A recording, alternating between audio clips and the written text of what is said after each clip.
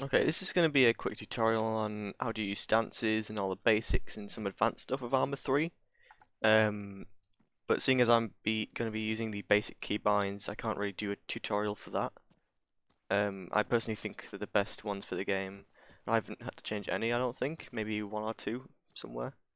But if you want to go see a tutorial for that, I'm sure there's a lot better ones than I could make uh, online on YouTube's somewhere else. So instead, I'm just going to be covering some stuff like guns, stances, and stuff like that. All very useful information, but not everything, obviously, because Arma 3 in this game you kind of need to learn on the way. I'm still learning stuff with almost 2,300 hours, I think it is. So yeah, pretty amazing. Okay, so first, you got your scope, gun zeroing, page up, page down, easy peasy. Control right click, change scope if you've got multiple things on your gun. You can't do that if you've got iron sights on, obviously, which is no scope. Let me show you that. There you go. You can zero it still, depending on what gun you're using. F to change fire rate, easy peasy, everyone knows that. Alright, then you got your control stances. So this is Control S. You can get into better positions. There's a tutorial for this on the actual Arma 3 game, in the boot camp I think it is, which is very useful. It lets you actually shoot targets using these stances. So like that and stuff like that. If we're wanting to lean around a corner. So all it is control and the directional key. So control D would do this, control A would do this, control W would make me stand up straight, control S would make me go down, etc, etc. Then you got your X, Z and C, which, not C, sorry. C is for a bipod.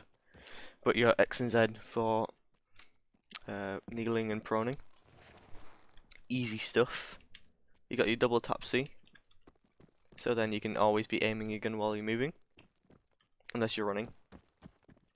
And then you got your control C, so you walk. You won't be using this much really, unless you're in a milsim, I guess. Some very handy information is also square brackets. You see at the side, it brings up the GPSs on whichever square bracket I click. So the right square bracket brings up the GPS on the right hand side.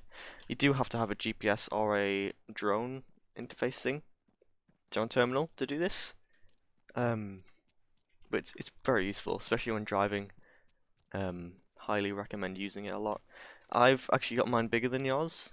If you try to do it yourself, that's because I went into the options somewhere and changed the visual size of it.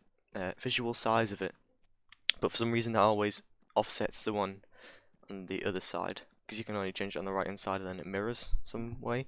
It's really strange. But you don't need to be using both at once. Enhanced movement. This is going to be a mod that you'll probably be using quite a lot. You do have to put some keybinds in for this, so you want to go into your controls, custom controls, just set both of these to left shift V, and then you can do your normal vaulting if you want, if you're a madman, or you can sprint and then vault over a wall or something. It's very useful, and then just do that. It's very good. What else?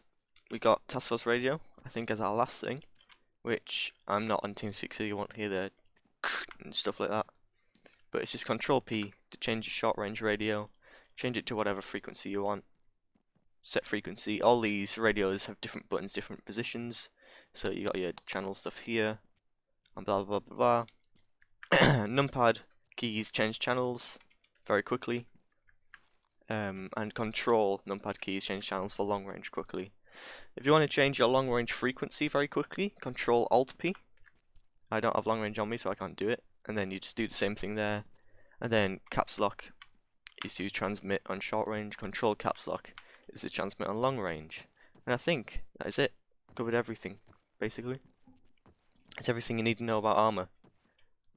Past the very, very basics, obviously, because you got your night vision, your locking, your everything. You got your movement keys, stuff like that. But I'm sure if you're playing Arma 3, you know how to move and shoot. So, congratulations, you passed, I guess. Come join PS, by the way. Just kidding. I don't know why I said that. Very epic. Almost 5 minutes, podcast.